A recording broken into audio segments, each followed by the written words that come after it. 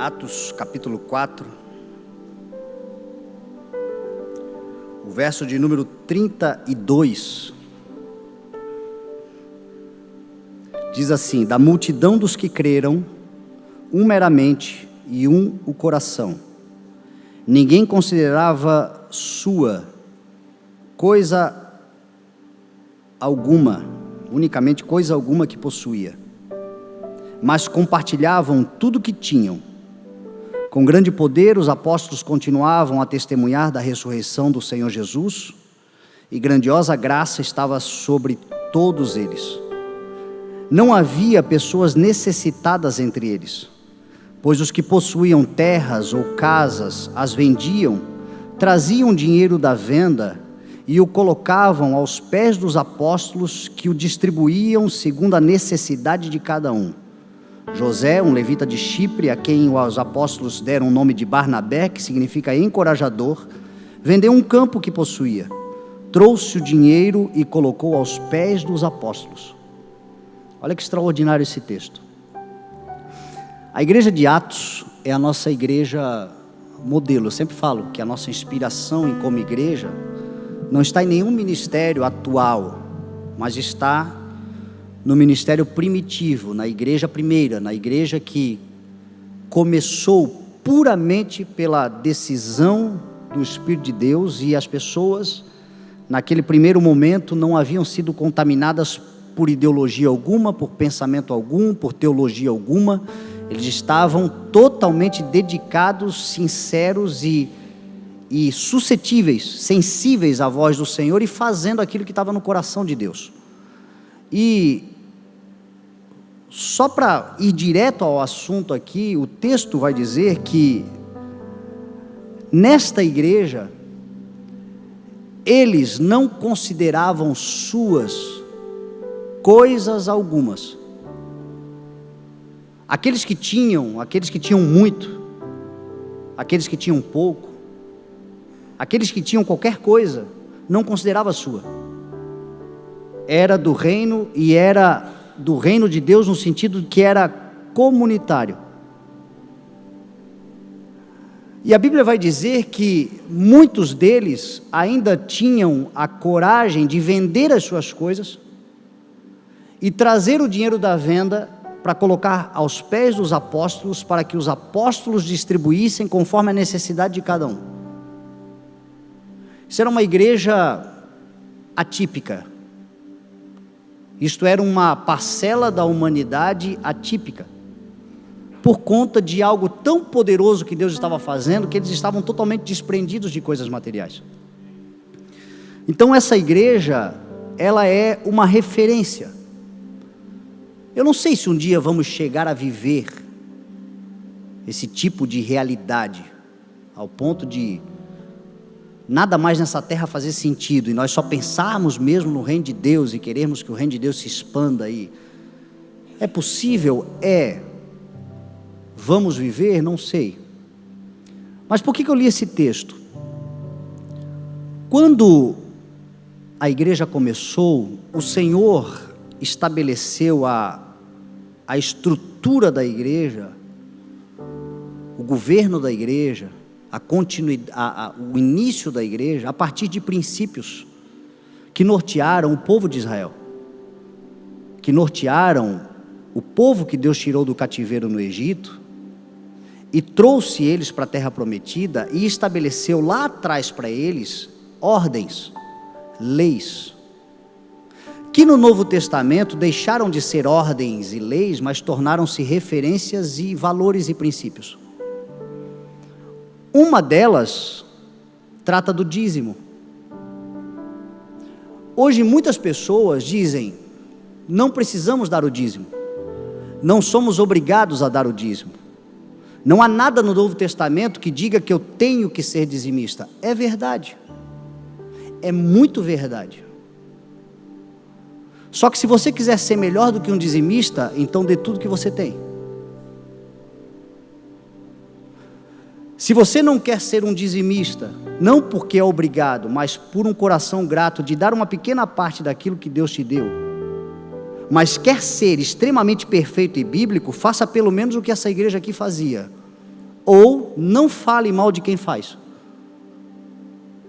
Porque é um princípio. Lá no Velho Testamento, em Números capítulo 18, o Senhor estabeleceu a tribo de Levi como sacerdócio, e eles não teriam herança, eles entrariam na terra, mas eles não receberiam herança da terra, porque eles iriam se dedicar exclusivamente ao Senhor, como sacerdotes no templo, nas questões espirituais da nação de Israel. Então as outras 11 tribos receberam terra, porções, riqueza, herança. Só que eles tinham uma responsabilidade. Como os levitas não vão receber herança, então vocês, da herança que vocês receberam, de tudo que vocês construírem, adquirirem, peguem 10% disto e abençoe a tribo de Levi. Deem a eles para que eles tenham mantimentos e para que eles possam cuidar das coisas espirituais. Porque o dízimo no Velho Testamento tinha 3 funções: alimentar o sacerdócio, dar dignidade aos sacerdotes, dar dignidade ao órfão, à viúva e ao necessitado, e manutenção da estrutura, do templo, das coisas. É o que a gente faz hoje. Hoje nós estamos fazendo exatamente a mesma coisa. Por quê? Nós estamos na lei? Não, a igreja de Atos fazia também a mesma coisa. A diferença entre a igreja de Atos e a tribo e as tribos de Israel é que na igreja de Atos o dízimo não era teto, era piso. E não havia necessitados entre eles. Lá em Israel havia necessitados, haviam órfãos e viúvas necessitados que eram abastecidos com isso. O sacerdócio se corrompeu muitas vezes? Sim. As tribos muitas vezes se corromperam? Sim, mas Deus nunca se corrompeu. E a gente não está preocupado com... Eu não estou aqui falando sobre os que se corromperam. Os falsos profetas não anulam os verdadeiros profetas. Existe um princípio estabelecido por Deus. A igreja de hoje, Deus quer mantê-la exatamente da mesma forma. É Paulo quem diz a carta aos Coríntios, dizendo que aqueles que pregam o Evangelho devem viver do Evangelho. Não amordace o boi enquanto ele está debulhando o trigo. Aqueles que semeiam em vocês coisas espirituais não são dignos de receber coisas materiais. É por isso que eu falo que a nossa prioridade é cuidar do sacerdócio. Existem pessoas que abriram mão das suas carreiras, das suas vidas. O Evangelho não é um lugar para gente que deu errado em tudo que é coisa, e aí vem para o Evangelho para ver se dá certo em alguma coisa. Todas as pessoas que trabalham nesta igreja tinham carreiras promissoras, estavam dedicadas, estavam prosperando no mundo, e saíram dos lugares onde estavam para ganhar menos do que ganhavam para servir ao Senhor. O mínimo que nós devemos dar a eles é dignidade, é honra. É gente que está cuidando de coisas espirituais sobre a nossa vida, trazendo palavra, trazendo conforto, trazendo direcionamento, trazendo coisas que nós estamos aplicando na nossa vida, e lá fora está botando literalmente dinheiro no nosso bolso, e muitas vezes a gente não lembra nem de honrar. A nossa mesa está farta, e muitas vezes a mesa do sacerdócio está vazia, e isso é um pecado. Os necessitados, os enfermos, os carentes. É por isso que eu digo que a nossa igreja não é uma igreja de palácios, a nossa igreja é uma igreja de valados.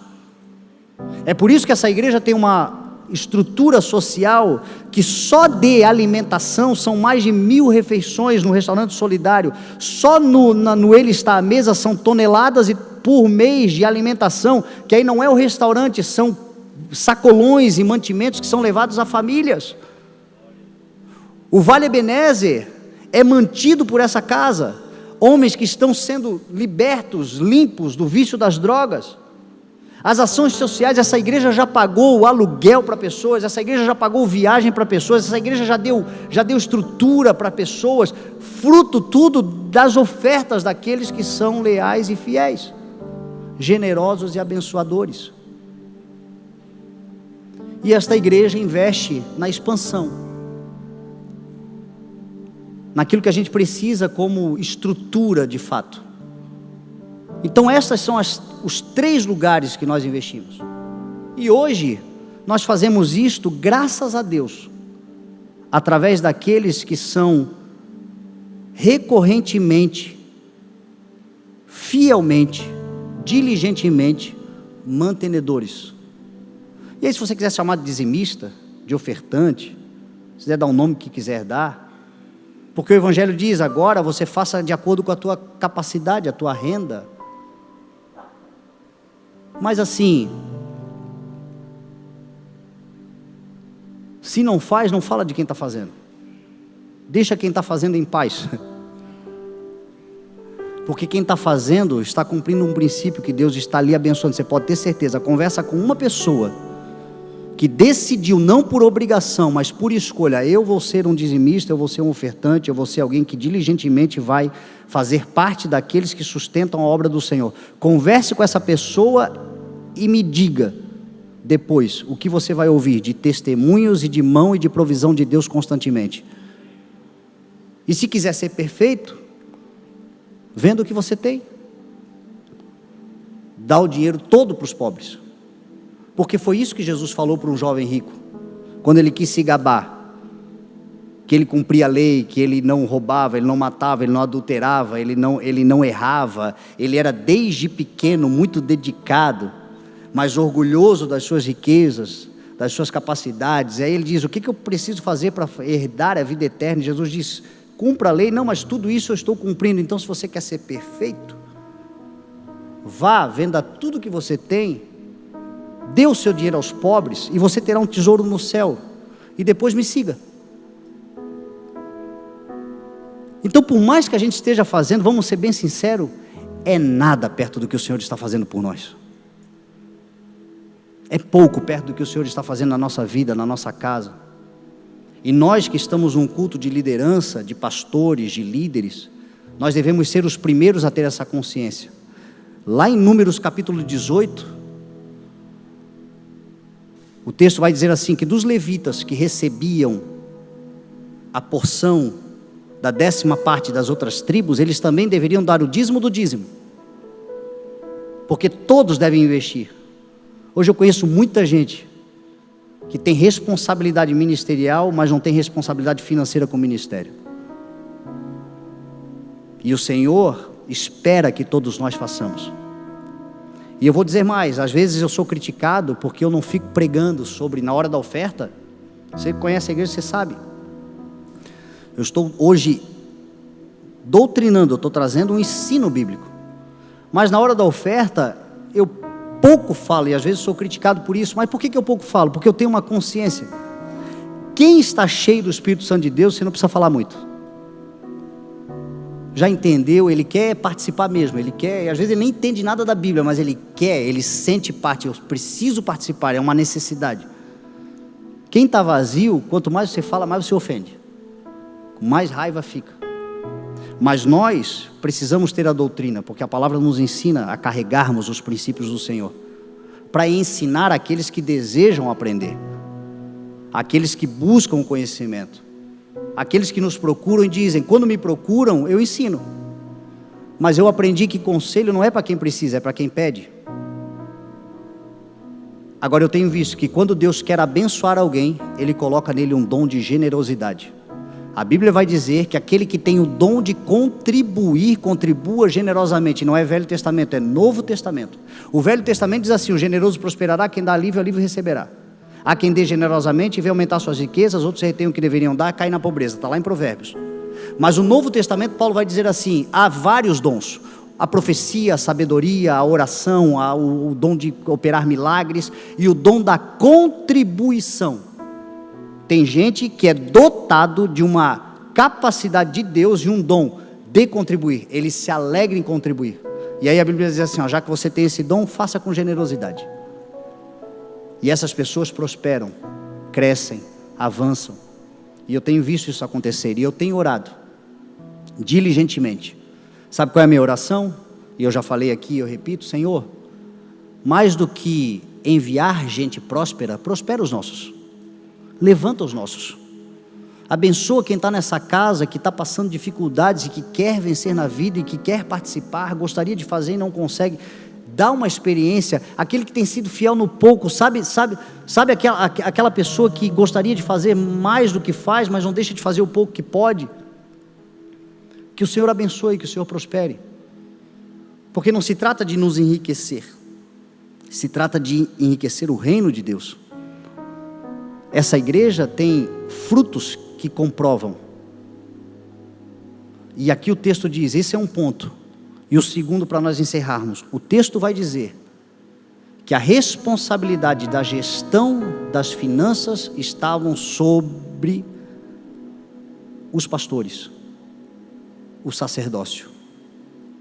Nós temos essa responsabilidade, esse direito de gestão e esse dever também, porque vamos prestar contas da gestão que a gente faz. Não se engane, meu irmão. Esse povo que mercantiliza a obra do Senhor, esse povo que engana, esse povo que você vê descaradamente fazendo coisas completamente contra o evangelho em nome do dinheiro, vai chegar o dia que esse povo vai ter que devolver cada centavo, porque esse dinheiro tem dono. Vai chegar, você pode ter certeza, o mesmo Jesus que já virou as mesas uma vez, vai virar de novo. Então nós temos muita responsabilidade com a gestão daquilo que o Senhor tem colocado em nossas mãos, e eu oro para que nós tenhamos pastores, líderes da igreja, que não abram mão do direito que Deus lhes deu, mas que tenham zelo com aquilo que o Senhor lhes deu. Por isso que eu fiz questão de falar hoje sobre números, porque isso comprova o quão zeloso é o departamento financeiro dessa igreja. A minha função nessa igreja é pregar a palavra, ensinar o evangelho, mas a parte administrativa, aqueles que o Senhor designou para fazer, estão fazendo de forma extraordinária. Glória a Deus pela vida dessas pessoas, e glória a Deus pela vida daqueles que estão abençoando essa obra. Eu encerro com aquela parábola que Jesus contou em Mateus 21, quando ele disse que o proprietário de uma terra plantou uma vinha, construiu um lagar para esmagar as uvas, construiu uma torre para vigiar a vinha, e arrendou a vinha para alguns lavradores, e foi fazer uma viagem. Passado algum tempo, o dono da terra enviou os seus servos para receberem a quantia que lhes era de direito, de parte da frutificação da vinha. E o texto vai dizer que os lavradores espancaram aqueles servos, mandaram eles embora de mãos vazias, humilharam. O Senhor, na paciência e longanimidade, dono da terra, representando Deus, enviou outros servidores, outros servos, para lhe pegar a parte que lhes competia. De novo foram agredidos. Então o Senhor disse: enviarei o meu filho, certamente a ele respeitarão. E o texto vai dizer que quando eles viram o filho, eles também disseram: este é o herdeiro, vamos matá-lo e ficar com a terra para a gente. Jogaram para fora da vinha e mataram também o filho. Esse texto nos faz entender o porquê o nosso coração se fecha e porquê a nossa mente está cauterizada. O Senhor é quem nos dá todas as coisas. A terra pertence ao Senhor, a vinha pertence ao Senhor. A minha esposa tem uma loja muito abençoada, mas quando eu digo tem, é força de expressão. Ela não é dona, dona é o Senhor. Na cultura judaica, você nunca vai ver um judeu dizendo assim: eu sou dono, eu tenho. Ele sempre vai se colocar como administrador, dizendo: do Senhor são todas as coisas, e eu sou um administrador zeloso daquilo que o Senhor me compete. E aí o Senhor envia os seus servos, que estão cuidando da igreja, que estão avançando com a igreja, que estão responsáveis pela igreja, que estão orando pelas expansões que a igreja precisa, que são aqueles que Deus deu uma visão, e que a gente precisa confiar. O meu pedido a você é: dê um voto de confiança em nós. Olhe para os frutos, veja o que a gente está fazendo, ensine as pessoas a confiarem, pega as pessoas pela mão e levem elas. Tudo está aberto, nada está oculto. Leve-as, mostre, Mostre o que está sendo feito. Fale dos sonhos que nós temos. Este é o papel do servo. Pegar uma pequena porção daquilo que Deus confiou de forma tão abundante e transbordante para que o reino avance. Mas a maior parte das pessoas, quando veem os servos, esculacham, batem, agridem, humilham, falam mal. Não perdem a oportunidade de ir para a internet, de parar numa rodinha e escarnecer e debochar e simplesmente compactuar com tanta coisa que o mundo fala. É isso que acontece. Muita gente dentro da igreja faz isso, com uma vinha que é de Deus, um projeto que é de Deus, algo que está prosperando porque orou para Deus dar e Deus deu, e na hora da frutificação, que poderia dar uma pequena parte, chame do que você quiser, mas que você diga assim, é com alegria, é generoso, é abençoado, é o que eu acho justo, eu vou abençoar. Coloca na mão daqueles que gerem, que são responsáveis, escarneiam, escarnecem. Bom, aí você talvez diga, não, mas quando o filho vier, aí eu entrego. Quem não é fiel no pouco, nunca será sobre o muito. Quando o filho vier, você vai matar, sabe por quê? Porque quando o filho vier, ele vai te dizer aquilo que ele disse para o jovem. Quer ser perfeito? Tu estava esperando por mim? Então dá tudo que tu tem. Se não deu pouco, vai dar muito? Não vai dar. Aí como é que Jesus termina dizendo a parábola? É perverso, é perversa, é ingrata. É muito difícil um rico herdar o reino de Deus. É mais fácil um camelo passar por debaixo de uma agulha do que um rico herdar o reino de Deus. Por quê? Porque a riqueza envaidece, entorpece, engana, orgulha. Então, meu irmão, seja fiel com o que você tem hoje e permaneça fiel a tudo que o Senhor vai te dar amanhã. E vamos tentar se aproximar dessa igreja. Eu não estou nem exigindo, e quem sou eu para exigir? Só que o Espírito de Deus para convencer. Mas se você quer tirar o Velho Testamento, então vamos ficar só com o Novo, o que eu li. Vamos tentar nos aproximar dessa igreja, de Atos capítulo 4, porque esse é o nosso modelo. Unidade de propósito, um só pensamento, um só coração, Deus realizando coisas extraordinárias, não considerando nossa coisa alguma, mas repartindo das coisas que temos, trazendo as coisas e distribuindo conforme a necessidade de cada um, para que ninguém tenha necessidade entre nós. Eu acredito que Deus vai nos abençoar só pelo desejo de nós queremos nos aproximar, porque nós temos uma missão extraordinária sobre essa terra. Eu creio num avivamento poderoso, eu creio em vidas sendo transformadas, eu creio em coisas extraordinárias acontecendo. No próximo domingo nós vamos completar 12 anos de ministério. Você tem noção em 12 anos quantas vidas já foram alcançadas até aqui? Você tem noção de quantos milagres, quantas coisas Deus já fez por causa da nossa vida? E você quer dizer que isso não tem a ver com generosidade, comprometimento e responsabilidade daqueles que investem nisso aqui? Se não fosse o investimento de muita gente, às vezes eu sou elogiado, obrigado pela tua disponibilidade, obrigado pela tua dedicação, obrigado pelo teu sim. Mas quando eu disse sim, me arrancaram tudo que eu tinha, só não levaram a cueca. E graças à fidelidade de alguns, eu tive pão sobre a mesa, eu tive condições de comer, eu tive condições de sonhar e de realizar pequenos sonhos, e grandes sonhos também já estamos realizando, porque tem a ver também com a dedicação daqueles que colocam o seu bolso também no reino de Deus. Então que a gente como igreja não faça o discurso do mundo. Como líderes, a gente tem a consciência, uma igreja de verdade, ela tem grandes limitações e desafios, mas ela vence, porque o povo se une. E quando o povo se une, meu irmão, ninguém nos para, porque Deus nos abençoa. Esse papo de igreja é máquina de tirar dinheiro de trouxa, pode até ser que tenha muitos ministérios, e aí você vai ver, tem bilheteria na porta, tudo é dinheiro, tudo é negócio, tudo é, você tem que ser muito tapado para não perceber que tudo gira em torno da grana. Eu estou te trazendo um ensinamento que, meu irmão, eu estou falando hoje da administração, Eu acho que a próxima segunda-feira a mais, que eu vou falar de dinheiro novamente, vai levar uns 1 ano e meio, 2 anos, porque até rodar todo mundo e voltar e falar de novo.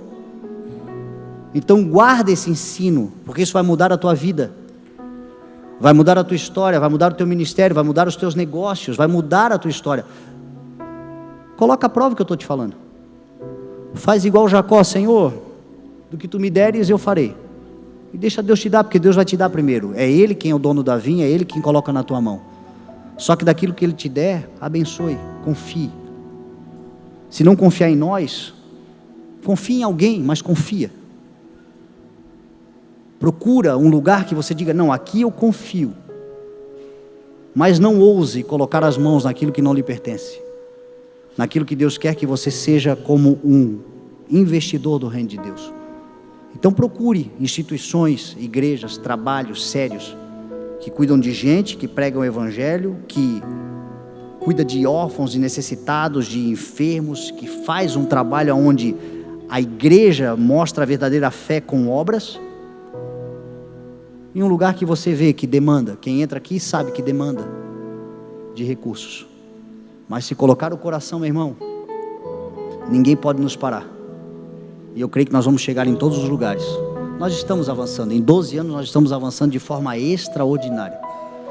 Mas hoje, aproveitando esse gancho, eu quero deixar esse ensinamento. Talvez existam pessoas aqui que o Senhor quer levantar de forma poderosa sobre essa terra. Coloca o teu coração nas coisas de Deus, e você vai ver que não custa caro. Não custa caro. Não vai lhe faltar. E o Senhor vai te prosperar cada vez mais em nome de Jesus.